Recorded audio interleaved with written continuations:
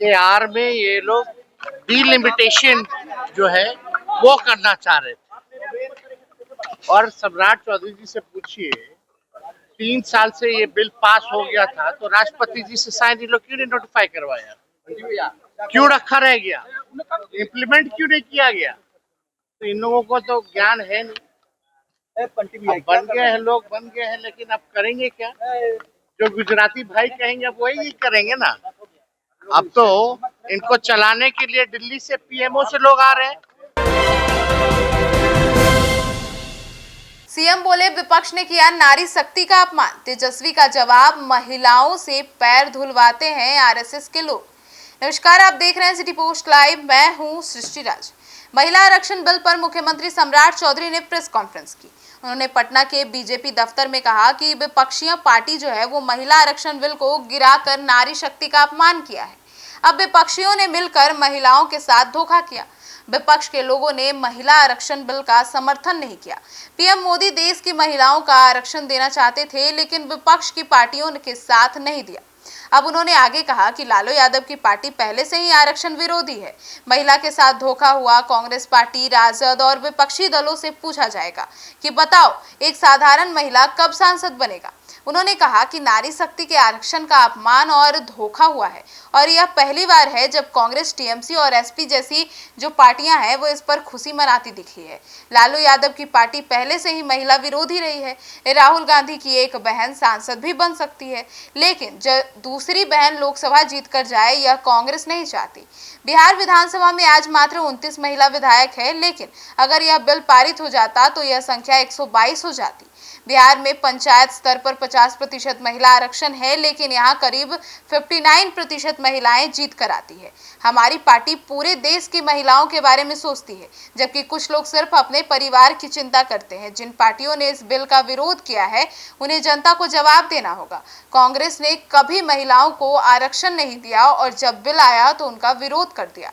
और इसी चीजों को सम्राट चौधरी ने अपने प्रेस कॉन्फ्रेंस में कहा। तो उसी पर पलटवार करते हुए तेजस्वी यादव ने कहा कि सम्राट चौधरी मुख्यमंत्री तो बन गए, लेकिन उन्हें महिला आरक्षण बिल के बारे में पूरी जानकारी ही नहीं है। उन्होंने सवाल उठाया कि अगर यह बिल 3 साल पहले पास हो गया था तो उस पर राष्ट्रपति से हस्ताक्षर क्यों नहीं करवाए गए। तेजस्वी ने कहा कि 2 गुजराती भाई जो चाहेंगे बिहार में वही होगा। इनमें चलाने के लिए दिल्ली के पीएमओ से लोग आते हैं। अब उन्होंने आरोप लगाया कि बीजेपी के लोग मनुस्मृति को मानते हैं और आरएसएस के लोग महिलाओं से पैर धुलवाते हैं। अब क्या कुछ कहना चाह रहे थे तेजस्वी, हमने तो आपको बता दिया।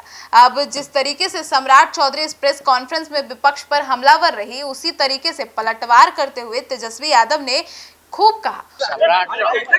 सम्राट चौधरी जी मुख्यमंत्री बन तो गए हैं, लेकिन उनके समझ में ये बिल आया नहीं। महिला के आर में ये लोग डिलिमिटेशन जो है वो करना चाह रहे थे। और सम्राट चौधरी जी से पूछिए, 3 साल से ये बिल पास हो गया था तो राष्ट्रपति जी से शायद ये लोग क्यों नहीं नोटिफाई करवाया, क्यों रखा रह गया, इम्प्लीमेंट क्यों नहीं किया गया। तो इन लोगों को तो ज्ञान है नहीं। अब बन गए हैं लोग, बन गए हैं, लेकिन अब करेंगे क्या। जो गुजराती भाई कहेंगे अब वही करेंगे ना। अब तो इनको चलाने के लिए दिल्ली से पीएमओ से लोग आ रहे हैं। अब इनके प्रिंसिपल सेक्रेटरी बनेंगे जो पीएमओ से आएगा। जो 2 लोग चाहेंगे वही ये करेंगे। तो आपको ये भी पता होना चाहिए, सबसे ज्यादा टिकट चाहे लोकसभा में हो, विधानसभा में हो, बिहार से महिलाओं को हम लोगों ने टिकट दिया। इस पे बात करनी चाहिए। और ये लोग किसको मानने वाले लोग हैं? भाजपा के लोग मनुस्मृति को मानते हैं। आरएसएस के लोग अपना पैर धुलवाते हैं महिलाओं से। मनुस्मृति में क्या जगह है महिलाओं के लिए? आप सब लोगों को पता है।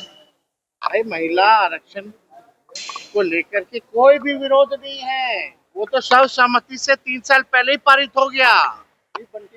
ये तो डिलिमिटेशन यानी संख्या बढ़ाने की बात की जा रही थी सीटों की, और ये सीट वो अपने हिसाब से काटते।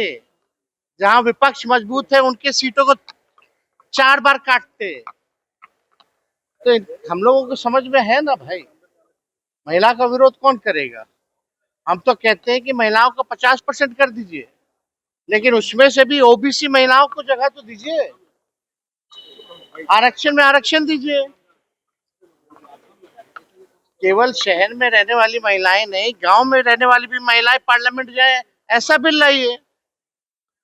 24 तारीख को बुलाया गया फ्लोर टेस्ट के लिए। क्या? फ्लोर टेस्ट के लिए 24 तारीख को सदन बुलाया गया। तो औपचारिकता भाई, उनकी संख्या है ही ना, ये तो औपचारिकता है, इसलिए जो है बुलाया गया है।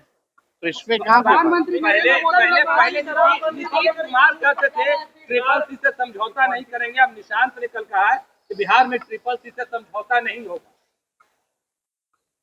ट्रिपल सी से तो नीतीश जी ने भी समझौता कर लिया, तभी तो क्राइम बिहार में सबसे ज्यादा पूरे देश में कहाँ है, यूपी और बिहार में है। ठीक है, समझौता हुआ क्राइम में। करप्शन 70,000 करोड़ का सीएजी के रिपोर्ट में है। सृजन जैसे घोटाले हुए, कोई जांच नहीं हो रहा, कोई अपराधी नहीं पकड़ा गया। घोटालों से जो है आप समझिएगा कितने इनके अधिकारी ईडी सीबीआई के छापे में है, करप्शन से कॉम्प्रोमाइज। और कम्युनल बीजेपी कम्युनल पार्टी है, उससे कॉम्प्रोमाइज। भाई कथनी और करनी में अंतर है। अब कोई भी क्या कहता है, आप कुछ सिखा दिया जाता वही जाकर के बोल देना है।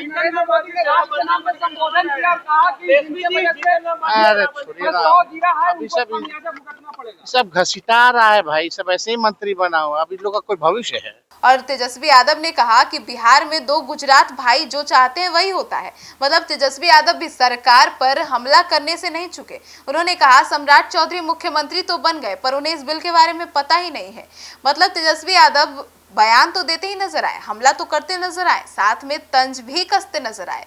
अब सम्राट चौधरी और तेजस्वी यादव यानी कि बिहार के सीएम और बिहार में जो है वो विपक्षी दल के नेता, उन दोनों के बीच जो ये टकराव हुई है, बयानबाजी का दौर हुआ है, इसको लेकर आपकी क्या राय है जरूर बताइएगा।